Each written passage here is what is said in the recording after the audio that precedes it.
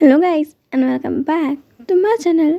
इससे पहले के पार्ट में हम लोगों ने देखा था कि लैंडमार्क जी और लैंसचैन जैंग फैमिली में अपना भेष बदल के ज़्यादातर टाइम तक रहने का सोच भी नहीं रहे थे कि आखिर वो अपने ओमेगास को ऐसे देख तो नहीं सकते ना, भले उन्हें कुछ तो करना ही पड़ेगा।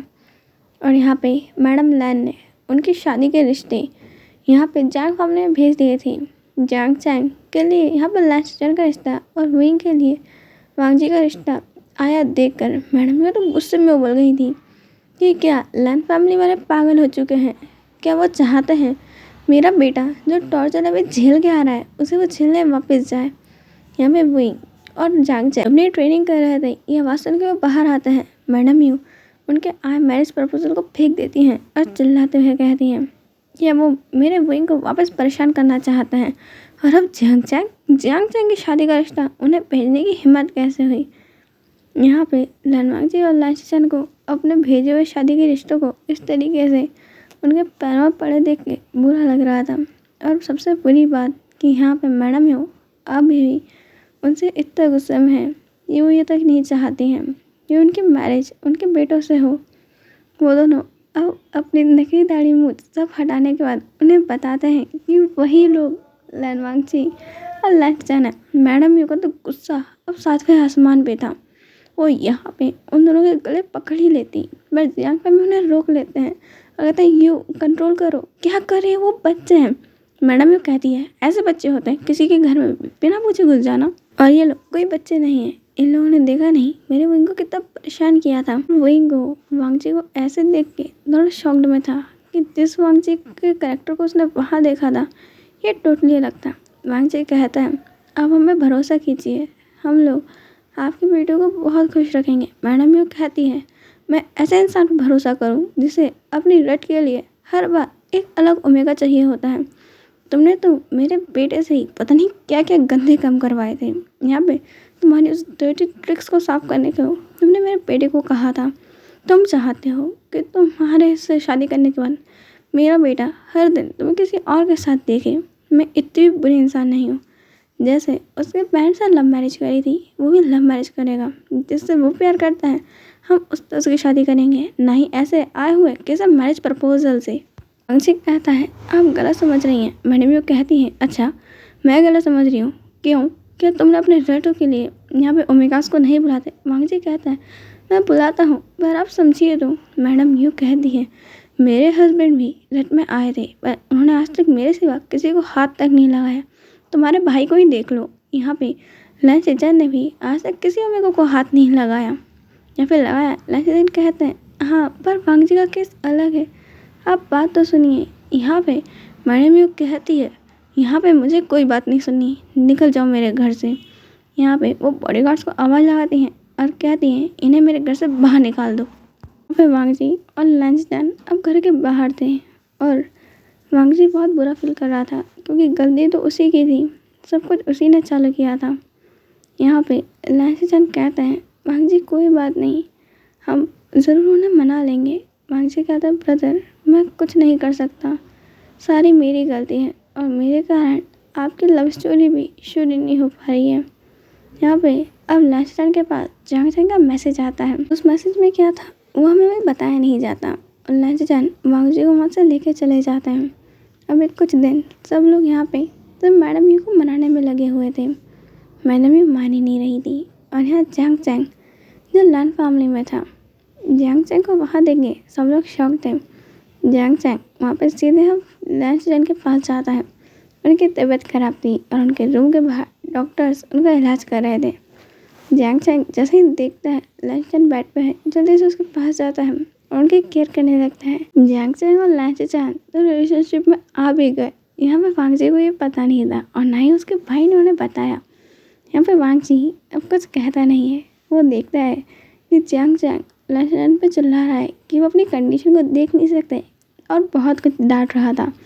उसके बाद जैसे ही एक डॉक्टर वहाँ हाथ आगे बढ़ाती है, वो एक फीमेल ओमेगा डॉक्टर थी और बहुत ब्यूटीफुल थी और साथ साथ कुछ ज़्यादा ही मेकअप करके आई थी। जियांग चैंग ये देखते ही गुस्से पे भड़क जाता है और लैंसचैन पे अब उल्टा चिल्लाते हुए कहता है अच्छा, तुमने बीमार पड़ने का अच्छा नाटक कर रखा है ताकि सुंदर सुंदर ओमेगाज आए और तुम्हें ट्रीट करे। इनमें से कोई एक भी अल्फा क्यों नहीं है? एक अल्फा डॉक्टर जो पीछे खड़ा हुआ था वो अपनी तरफ उंगली दिखाते हुए कहता है, मैं अल्फा ही हूँ। जैंग जैंग कहता है, मुंह बंद करो तुम अपना। यहाँ पे एक अल्फा होने से क्या होता है? तुमने जहाँ पे सारी ओमेगा डॉक्टर्स को क्यों बुलाया है? लेजेंड कुछ कहते कि मैंने थोड़ी ना बुलाया, जो डॉक्टर आने थे वो खुद ही आ गए और ये सारे स्पेशलिस्ट है। मेरे को क्या मालूम था ये सारे ओमेगा होंगे। एंड चैंग यहाँ पे उस डॉक्टर के हाथ से इंजेक्शन छीन के कहता है, मैं लगाऊंगा मेरे अल्फा को ये सारी मेडिसिन। यहाँ पे वो इंजेक्शन को थोड़ी देर देखता है, उसकी नेडल की थोड़ी से अपनी उंगली के ऊपर टच करके देखता है, इन नेडल में धार तो है ना। जैंग जैंग को ऐसे देख के लेजेंड को लग रहा था आज उनकी मौत है। जैंग जैंग एक जगह वो नेडल चुपाता है और वो डॉक्टर कहती है ये सही जगह नहीं है। जैंग जैंग ऐसे ही करते करते जैंग जैंग वो दूसरी जगह छुपाता है, तीसरी चौथी, और ऐसे ही करते करते 1 घंटा बीत गया था और अब तक जैंग जैंग ने जो परफेक्ट जगह थी वहाँ पे वो इंजेक्शन लगा नहीं पाया था। और लेजेंड की हालत बहुत बुरी थी, उन्हें अपने बीमार होने पे दुख लग रहा था और अब वो कुछ कह भी नहीं सकते थे। लेजेंड की चिल्लाने की आवाज़ पूरे मेंशन में गूंज रही थी। लैंडमार्क जी खड़े हो गए, ये डरावना मंजर देख रहा था कि उसके भाई की हालत कितनी बुरी है। और वांग जी सोच रहा था, थैंक गॉड मेरा विंग ऐसा नहीं है, कम से कम वो यहाँ पे ऐसी जिद तो नहीं करता है कि बिना मेडिकल की पढ़ाई के ऐसे सुई लगाने दौड़ जाए। यहाँ पे जैंग जैंग से आखिर में वो इंजेक्शन सही जगह लगता है। यहाँ पर लेजेंड को बड़ा सुकून महसूस होता है कि थैंक गॉड वो लग गया, वरना आज उनकी बॉडी पूरी छेदी लाल बन चुकी थी कि कहीं से भी पानी डालो पूरी बॉडी से वो पानी बाहर आने वाला था। जैंग जैंग ने सच में उनकी बॉडी में इतने छेद कर दिए, इतने छेद कर दिए कि उन्हें समझ नहीं आ रहा है कि सांस कहाँ से लेनी है और कहाँ पे छोड़नी है। और यहाँ पे वांगची को अपने भाई की ऐसी कंडीशन देख के हंसी भी बहुत आ रही थी कि अब वो क्या ही करे। जैंग जैंग ये करने के बाद उसके सामने लेजेंड की शर्ट की बटनें तोड़ देता है और एक परमानेंट मार्कर उठा के उनके चेस्ट के ऊपर लिख देता है कि ये बंदा मेरा है और मैंने इसका इलाज किया है, इसलिए इसने मुझे अपनी बॉडी से पे किया है। ये लिखने के बाद उसके नीचे वो हार्ट बना देता है। वहाँ पे अब वो बड़ा प्राउड होते हुए जैंग जैंग यहाँ पे लेजेंड को मार्कर देके चला जाता है। और ये पढ़ने के बाद तो वांगची बहुत ज़ोर ज़ोर से हंसने लगता है। वांगची ही नहीं, वहाँ पे और भी लोग थे जो अपनी हंसी कंट्रोल नहीं कर पा रहे थे क्योंकि वहाँ लिखा हुआ था लेजेंड ने अपनी बॉडी से पे किया है उन्हें ट्रीट करने के लिए। यहाँ पे मैडम मैन हंसते हुए कहती है, शिचैन तुम्हें इसकी ज़रूरत नहीं थी, हमारे पास इनफ अमाउंट था, तुम्हें अपनी बॉडी से पे करने की ज़रूरत नहीं थी। शिचैन अपने पर ब्लैकेट लेते हुए कहते हैं, मदर अब आप भी। और वांगची कहते हैं, वाह ब्रदर आपका ओमेगा तो कुछ ज़्यादा ही नाइस है, मुझे आपके ऊपर बहुत प्राउड फील हो रहा है कि आप इन फ्यूचर बहुत सेफ रहेंगे और आपका इलाज वो खुद करेगा। यहाँ पे वांगची की ऐसी बात सुन के लेजेंड कहते हैं, वांगची। वहाँ पे वांगची को मारने के लिए जैसे वो खड़े होते हैं उनकी शर्ट तो वैसे ही फटी पड़ी थी, वो जो चादर ले रखी थी वो भी हट जाती है। उसे वो वापस अपने ऊपर लेते हुए कहता है, मैं तुम्हें बाद में बताऊँगा, निकल जाओ यहाँ से सब लोग मेरे रूम से। यहाँ पर लेजेंड थोड़ा शर्माते हुए कहता है और अब बात लेने जाते हैं तो वो क्या ही करें, ये परमानेंट मार्कर उनकी बॉडी में से जा ही नहीं रहा था। और यहाँ पे जैंग जैंग का कॉल आता है, अगर तुमने उसे हटाने की कोशिश भी करी ना, अगली बार से मैं उस चीज़ को टैटू में रूप में तुम्हारी पूरी बॉडी में छपवा दूंगा, समझ गए।